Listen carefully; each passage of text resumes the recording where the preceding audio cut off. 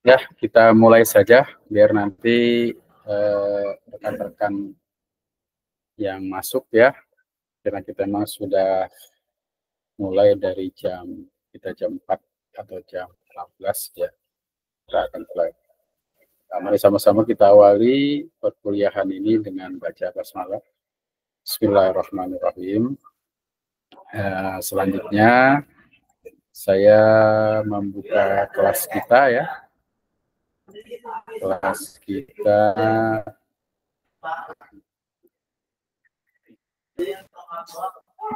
kelas kita yang kemarin itu kelas 2B semester 3B2 ya. 3B2. Di sini nanti di pertemuan sekarang kita masuk pada pertemuan ketiga. Nah, di dalamnya sudah ada materi yang saya berikan. Nanti bisa kita pelajari bersama-sama. Kemudian juga di sini ada materi yang mau presentasi ya, yang presentasi sesuai dengan kelompok yang itu pernah dibagikan di sini ya. Di sini kita pernah dibagikan ada kelompok mana ya?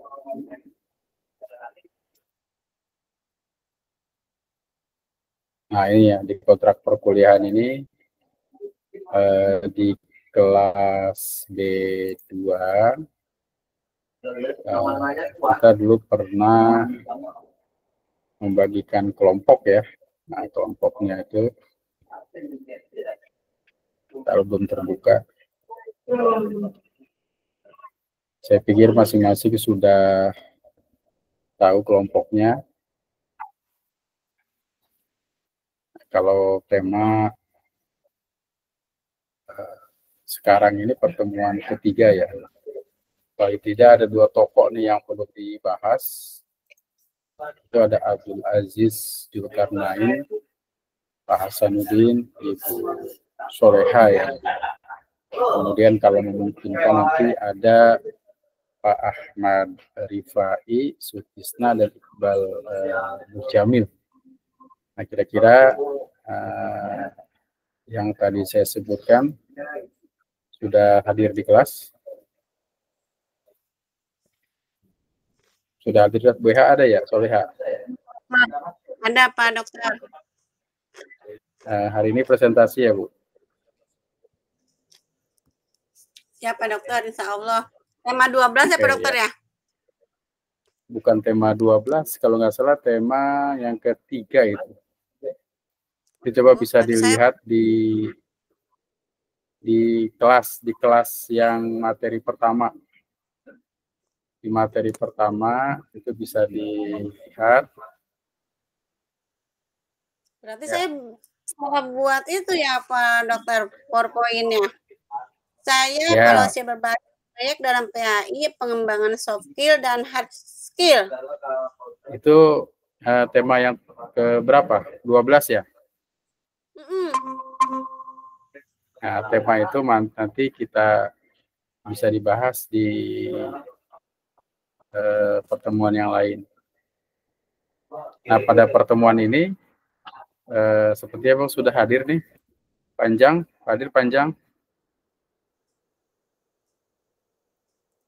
presentasi hari ini. Ya, silakan Bu. Gini, sebentar dulu. Kita lihat dulu ya. Ibu masuk ke kelas. Nanti sebentar. Kemarin itu ada saya lupa ya mengirimkan lagi, tapi saya sudah hapus. Nah kita lihat ini layarnya sudah terbuka belum ya? Layarnya belum terlihat ya. Nah di kelas kita ini agak lambat gitu, biasa lambat banget. Sebentar Bu. Nah, ini sudah terlihat ya. Di pertemuan pertama, ini ada materi. Ya, di materi ini kita bisa lihat, kita klik.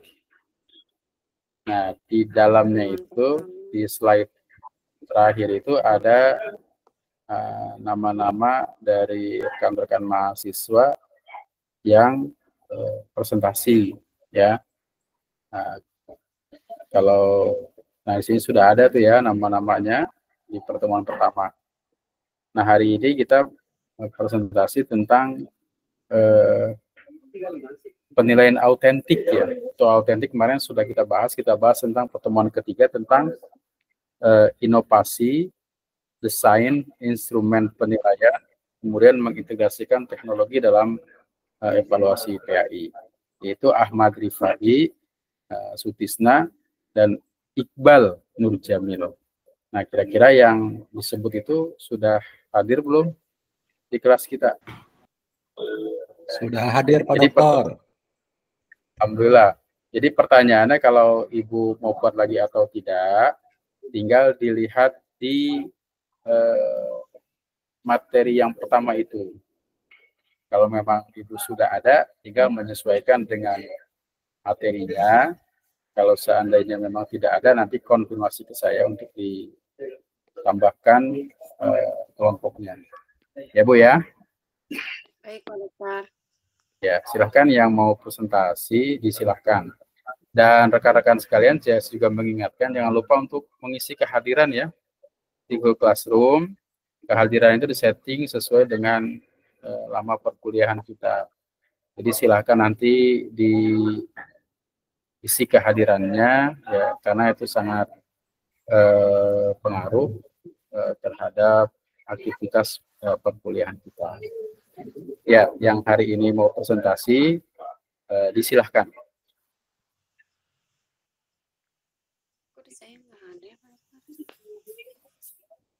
Materi PPS, materi pertemuan online. Ya, suaranya tidak terdengar ini. Yang lain mungkin terdengar nggak? Terdengar, Pak Dokter. Suara Pak ya? Dokter terdengar. Nggak, maksudnya suara yang mau presentasi siapa ini sekarang? Ada?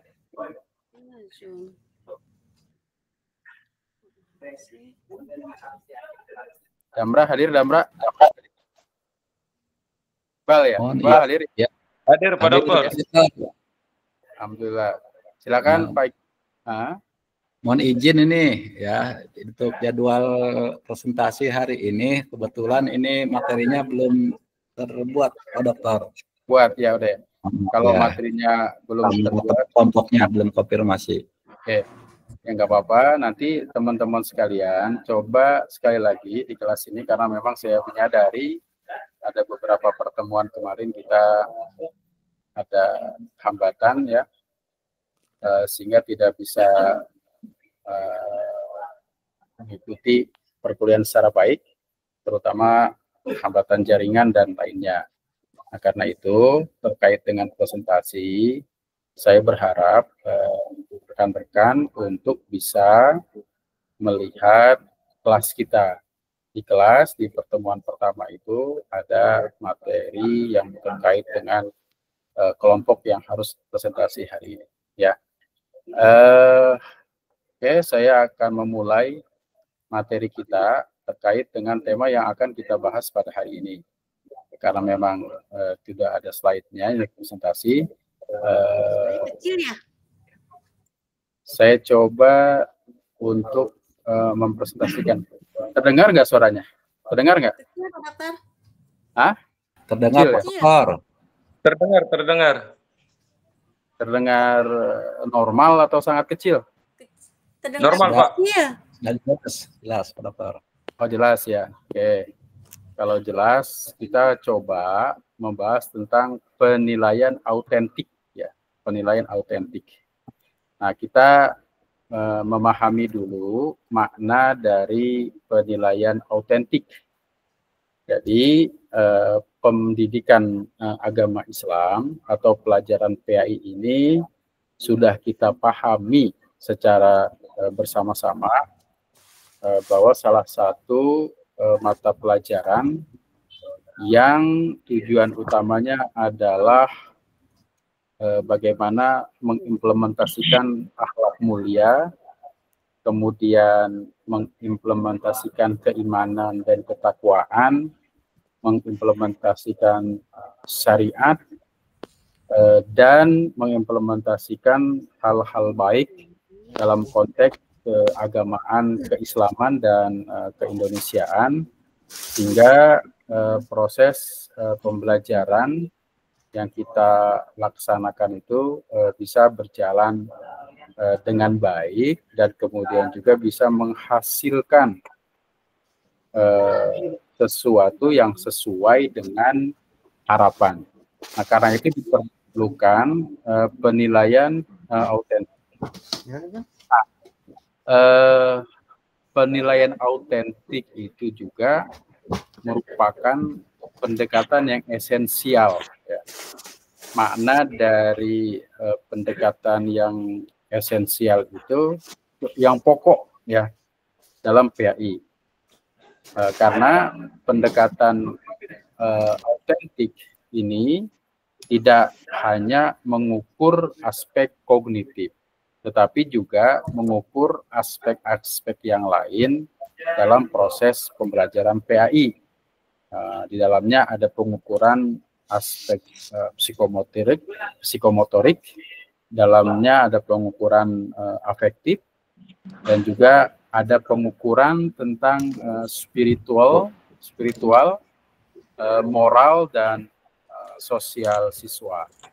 Nah, karena itu pembelajaran atau penilaian autentik ini perlu kita pahami secara komprehensif, di mana pemahaman teman-teman pada level S2 ini tentunya memiliki orientasi yang agak berbeda dengan S1 sebelumnya.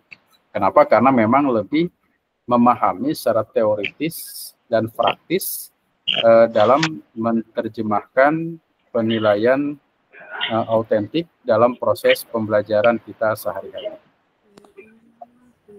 Sebentar ya, sebentar, ini ada yang baru masuk.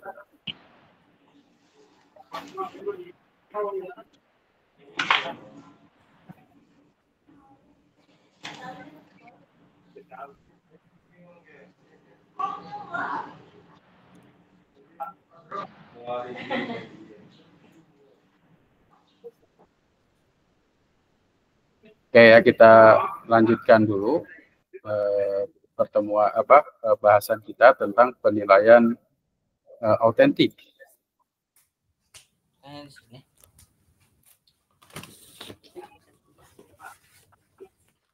Penilaian autentik.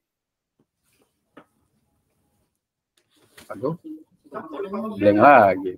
Ya, terlihat ya layar ini ya. Ya, Pak Dokter, mohon izin, udah direkam ya? belum ya? Udah direkam belum? Sudah direkam belum ya? Oke, kayaknya belum direkam ya. Iya, direkam dulu. Oke, terima kasih ya. Saya ini ada hambatan juga ini ternyata koneksinya. Sebentar ya. Ya.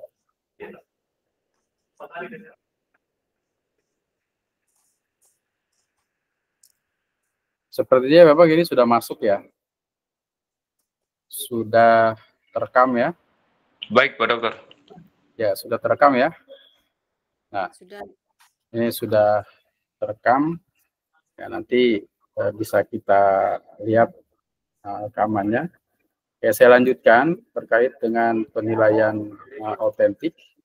Ya,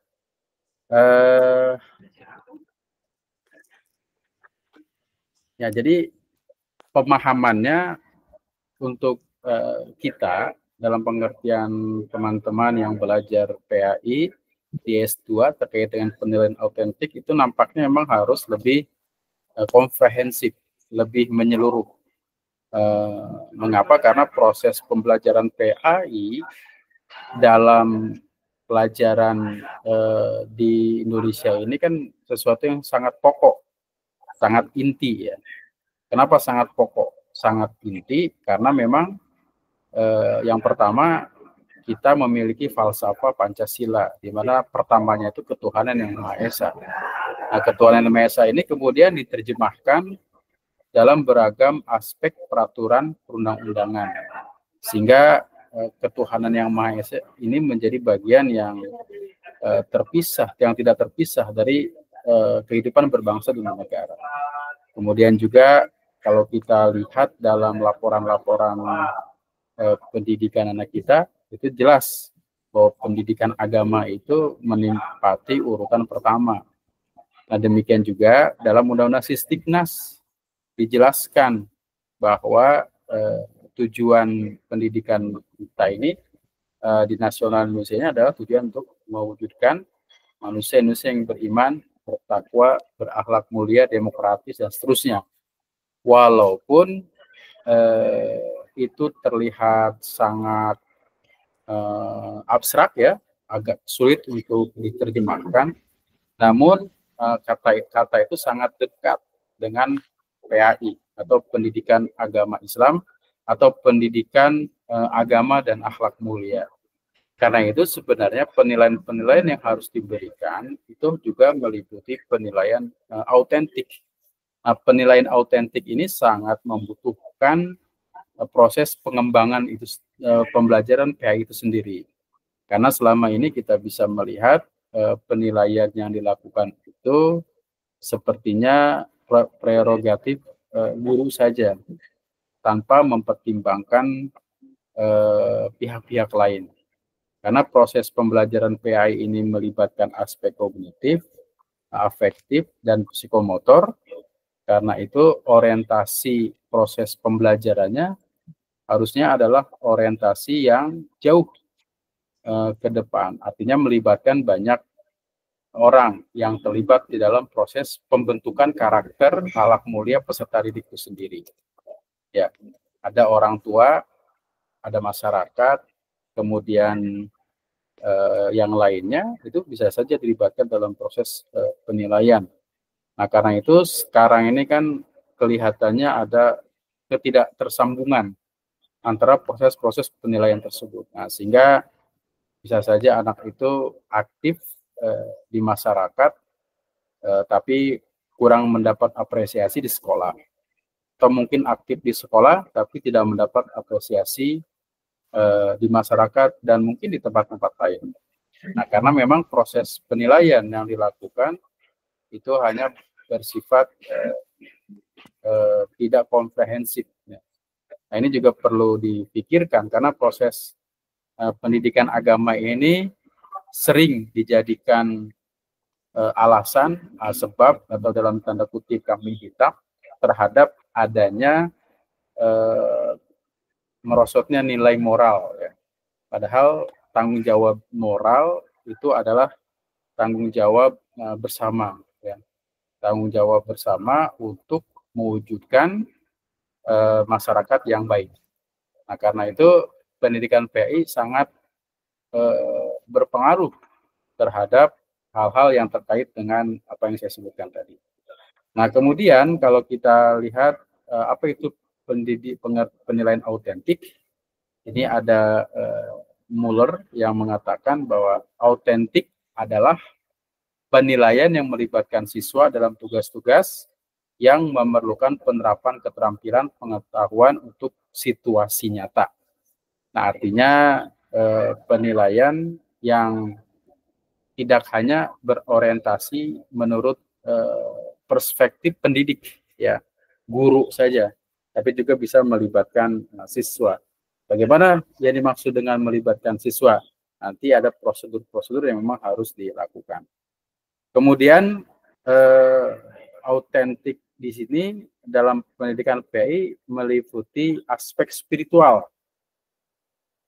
Yang dimaksud dengan aspek spiritual itu adalah penilaian yang melibatkan pengukuran, penghayatan, dan praktik keimanan siswa. Nah, ini luar biasa ya, sampai masuk kepada praktik keimanan. Apa maksudnya? sebagai dalam praktik keimanan ini, di sini disebutkan misalnya kesadaran terhadap Tuhan dan penerapan nilai-nilai religius dalam kehidupan sehari-hari.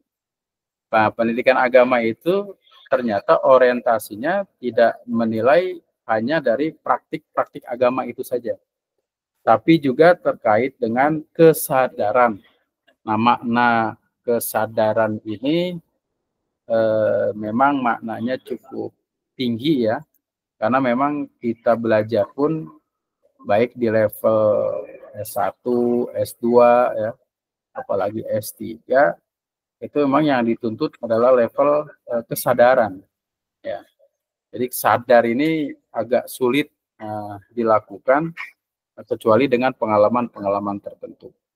Nah, kemudian salah satu penerapannya adalah mengamati perilaku siswa dalam melaksanakan sholat.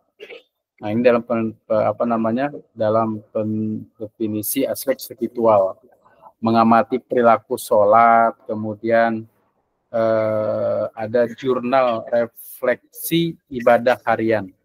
Nah, jurnal refleksi ibadah harian ini di sekolah itu bertujuan untuk adanya proses pembiasaan. Yang kita temukan saat ini memang terjadi kesenjangan ya antara proses dalam pembelajaran PAI dengan amalia kesehariannya gitu. Nah, karena itu di awal saya bilang harus ada penilaian secara komprehensif. Orang tua, siswa, masyarakat bisa dilibatkan dalam penilaian peserta didik dalam beragam aspek dalam penilaian pendidikan agama Islam. Nah, kemudian jurnal ini ya seperti logbook ya, atau ya sekarang itu kan biasanya kalau di sekolah itu banyak sekali jurnal-jurnal ya, laporan-laporan kegiatan-kegiatan yang dibuat oleh siswa terkait aspek spiritual keagamaan siswa. Nah, kemudian mereka membiasakan sholat. Sholat itu merupakan sebuah kewajiban yang harus dilakukan dan konsisten ya, dan konsisten karena ajaran agama kita mengajarkan hal tersebut. Konsisten itu artinya ketika misalkan di sekolah sering sekarang ini kan sudah marak ya proses pembiasaan sholat duha gitu kan, kemudian ada sholat zuhur berjamaah, sebelum pulang mereka asar berjamaah. Nah, kemudian apakah ketika mereka di rumah mereka masih melakukan itu secara berjamaah atau tidak? Nah, ini mungkin perlu kita teliti karena ketika dia melaksanakan dalam kesehariannya ada pembiasaan sholat duha, apakah kemudian ketika hari libur sekolah di rumah mereka masih melakukan sholat duha? Nah, kalau tidak, maka ini ada kesenjangan. Nah, karena itu aspek-aspek ini perlu dicek, diteliti. Mengapa itu bisa terjadi, gitu kan? Nah, padahal tujuan utama dari proses pembiasaan itu adalah bahwa peserta didik itu mampu terbiasa melakukan hal-hal yang memang sudah diatur kegiatan-kegiatan di sekolah. Nah, ini juga menjadi tantangan tersendiri bagi guru-guru PAI. Ada lagi aspek moral. Aspek moral ini penting ya, kalau kita pahami moral itu kan didefinisikan sebagai tingkah laku ya. Tapi sebenarnya dalam ajaran Islam itu lebih cenderung pada makna akhlak ya. Akhlak. Karena kalau akhlak itu memiliki referensi dan aturan-aturan yang cukup jelas. Bagaimana kita harus berakhlak yang baik, itu tampaknya sudah diajarkan oleh para rasul, para nabi, para ulama-ulama kita. Nah, sehingga mereka ini merujuk ya akhlak yang baik itu pada tingkah laku Rasulullah, pada hadis dan sunnah, kemudian pada para ulama yang memang berdasarkannya pada Al-Quran dan Sunnah. Nah, karena itu akhlak ini lebih menjadi cenderung menjadi kajian para ulama-ulama kita. Karena itu akhlak itu bisa dimaknai dengan halun nafsi ya, da'iyatun laha ila af'aliha min ghairi fikrin wa ru'yatin. Dan banyak definisi-definisi lain yang memaknai tentang akhlak. Nah, akhlak ini menjadi tujuan utama dalam proses pendidikan nasional. Artinya orientasi akhlak itu harus diutamakan. Tingkah laku moral, ya walaupun dalam konteks keindonesiaan beragam istilah yang digunakan, namun pada dasarnya kita sepakat ya untuk memahami itu sebagai tata laku atau tata tingkah laku atau akhlak atau moral, walaupun mungkin kalau kita tarik maknanya memiliki makna yang berbeda dari segi landasannya. Nah, akhlak ini harus menjadi bagian dari proses penilaian, bukan hanya penilaian kognitif saja, nah, kita pengetahuan saja. Karena misalkan dalam ajaran Islam itu katakanlah semua orang pasti tahu kalau kebersihan itu merupakan bagian yang tidak terpisah dalam ajaran Islam. Dalam Al-Quran disebutkan innallaha yuhibbut tawwabina wa yuhibbul mutatahhirin. Kita sering mendengar misalkan an-nadhafatu minal iman. Tapi bagaimana dalam praktik kesehariannya ya? Itu sangat ada kesenjangan. Artinya orang yang tahu belum tentu mengamalkan apa yang dia tahu. Karena itu para ulama atau dalam filsafat itu kan dipahami sebagai orang itu ada yang yadri wa yadri annahu yadri. Yadri wa yadri annahu la yadri. La yadri wa yadri annahu la yadri. La yadri wa la yadri annahu la yadri. Atau orang yang tahu di tahunya, tahu di tidak tahunya, tidak tahu di tahunya, dan tidak tahu di tidak tahunya.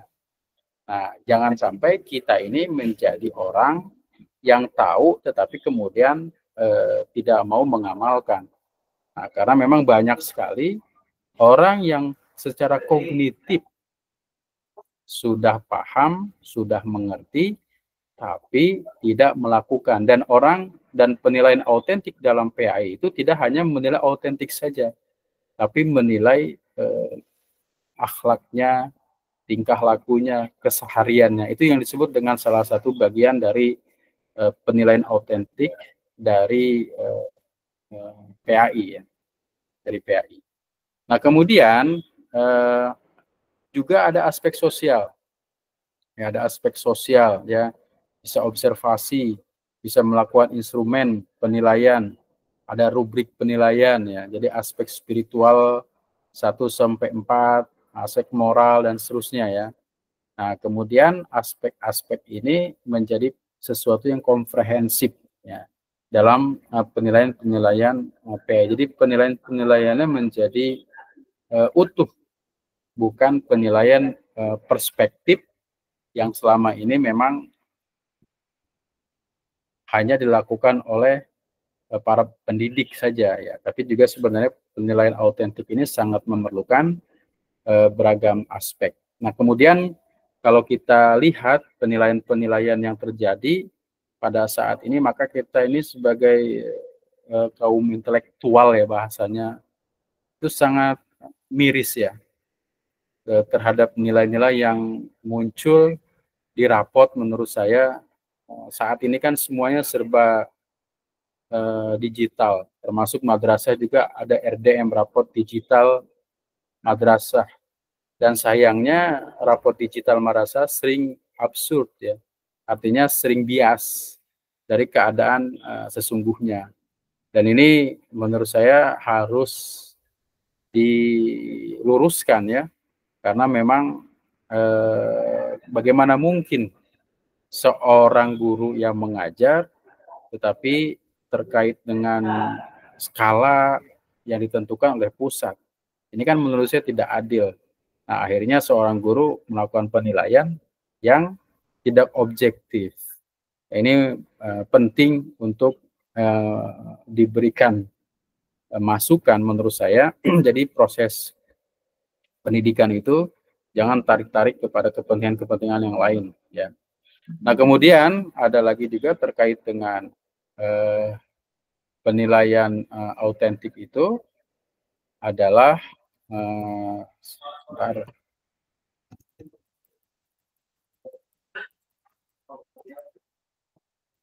spiritual ya, ada aspek spiritual dari aspek sosial ya, aspek sosial dan aspek spiritual. Nah, kemudian aspek-aspek ini cukup banyak dalam penilaian autentik yang sepertinya kalau kita beberkan satu persatu cukup panjang. Namun menurut saya proses penilaian ini harus kita pahami ya, bahwa penilaian itu adalah sebuah proses yang punya orientasi baik bagi peserta didik maupun bagi pendidik. Maksudnya orientasi kepada peserta didik itu apa? Ya untuk perbaikan. Guru juga memiliki efek dalam evaluasi atau penilaian autentik ini.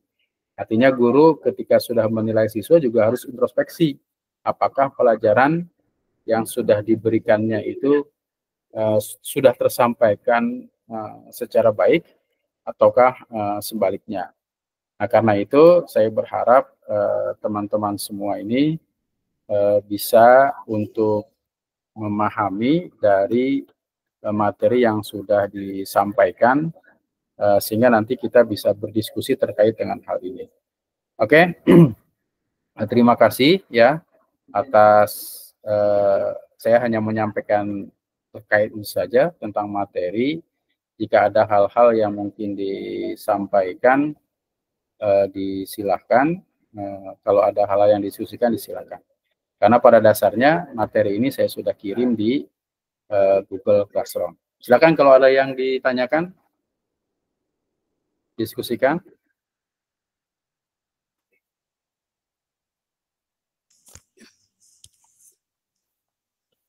Ya, mungkin ada tanggapan dari Pak Damra ini. Pak Damra, silakan Pak Damra, ada yang ditanyakan? Siap, Pak Dokter. Assalamualaikum warahmatullahi wabarakatuh.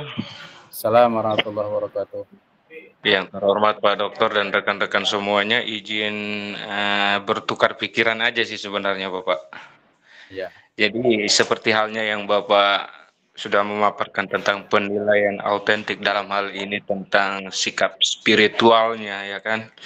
Jadi sekolah-sekolah seperti yang Bapak jelaskan tadi bahwa ada sholat zuhur berjamaah, kemudian ada juga sholat asar, kemudian sebelumnya pagi siswa datang juga melaksanakan yang namanya sholat duha. Sholat duha ini kan yang menjadi kebingungan saya ini yang saya perhatikan di guru PAI di sekolah tempat saya mengajar ini kan biasanya kalau misalkan aula tempat untuk sholat itu ketika sekolah itu sedang ada pertemuan orang tua wali otomatis aulanya kan digunakan gitu kan. Sementara proses peribadatan menurut yang sudah dilakukan rutin misalkan sholat duhanya ini anak-anak makanya diliburkan. Nah sementara ini kembali lagi ke aspek yang tadi Bapak bilang tadi, aspek kesadaran ini kadang muncul hanya beberapa siswa doang yang punya kesadaran untuk ambil air wudhu kemudian menuju ke musola untuk melaksanakan sholat duha. Sementara 70% yang lainnya itu mengabadi menyepelekan ini. Berarti menurut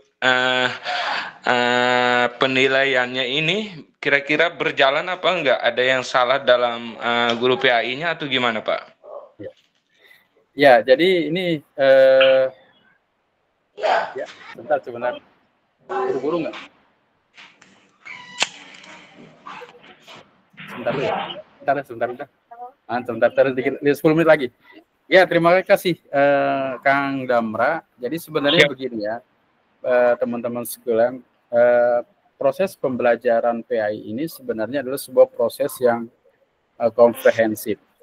Arti komprehensif itu adalah sesuatu yang menyeluruh. Artinya harus ditunjang oleh hal-hal yang memungkinkan proses pembelajaran itu berjalan dengan baik.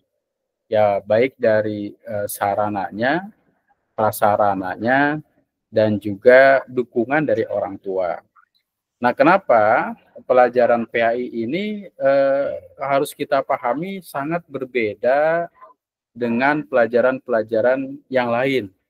Nah, artinya pelajaran PAI ini kan kita membahas tentang keimanan, membahas tentang ketakwaan, membahas tentang yakin adanya Allah, adanya Rasulullah, adanya azab kubur, adanya nikmat kubur, adanya surga dan neraka.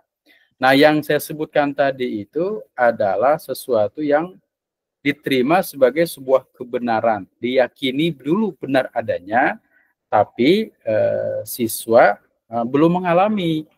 Nah, artinya ketika seorang guru PAI itu mampu mengajarkan itu kepada peserta didiknya, kemudian peserta didiknya itu memahami apa yang disampaikan gurunya, adalah sesuatu yang sangat luar biasa. Ya, kalau mereka dikaitkan dengan matematik, dengan mata-mata pelajaran yang lain, yang sifatnya keterkaitan dengan panca indera, mereka lihat dan mereka raba, dan kemudian mereka yakin setelah itu adalah sesuatu yang biasa. Nah, kemudian proses pembelajaran PAI ini yang pertama itu adalah pembiasaan itu. Kenapa pembiasaan? Ya karena dalam kehidupan kita sebagai seorang muslim kan setiap hari harus terbiasa dengan melaksanakan sholat-sholat yang wajib ataupun sholat-sholat yang sunnah. Kebiasaan itu dimulai dari sekolah. Sekolah melakukan kegiatan itu dengan harapan bahwa peserta didik di kemudian hari menjadi seorang yang unggul dalam hal soleh, ya, melakukan praktik-praktik keagamaan, dan juga peserta didik yang mampu dalam mental dan spiritualnya. Nah, tetapi dalam proses pembelajarannya memang terdapat kesenjangan. Nah, terkait dengan tadi disampaikan adanya pertemuan, adanya rapat, adanya lain-lain, nah maka itu sebenarnya adalah terkait dengan program dan manajemen. Nah, karena itu pelajaran PAI pun harus masuk kepada wilayah program dan manajemen. Tetapi intinya dari pelajaran PAI itu bagaimana apa yang dilakukan oleh sekolah dibawa yang baik-baik itu di rumah. Artinya misalkan siswa bisa sholat duha setiap waktu sekolah dari pagi, kemudian kenapa di rumah tidak ada? Nah, tidak bisa. Maka kemudian proses penilaian PAI itu bukan hanya yang kelihatan di sekolah saja. Karena anak itu ketika ada di sekolah, ya maksimal dia sampai jam berapa? 16 ya, atau dari jam 7.30 pagi sampai jam 16. Nah, selebihnya mereka ada di rumah. Maka kemudian penting bagi kita untuk bisa melakukan konfirmasi pada orang tua terkait dengan aktivitas peserta didik ketika dia ada di rumah. Nah, karena ini juga sangat perlu dilakukan proses pendekatan secara langsung oleh guru kepada peserta didik. Nah, selama ini kan yang kita lakukan adalah pendekatan klasikal ya. Pendekatan klasikal. Maka kemudian dalam proses pembelajaran PAI ini juga sangat diperlukan sebuah proses pendidikan atau pembelajaran yang memang harus tidak klasikal, sesuai dengan kebutuhan.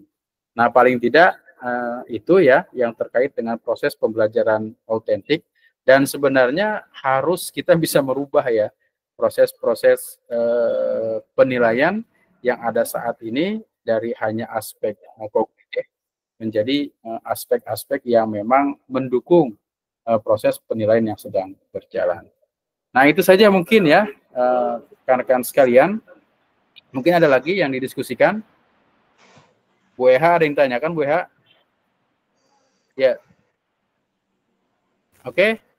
Kalau tidak ada, saya cukupkan dulu ya pertemuan kita pada hari ini.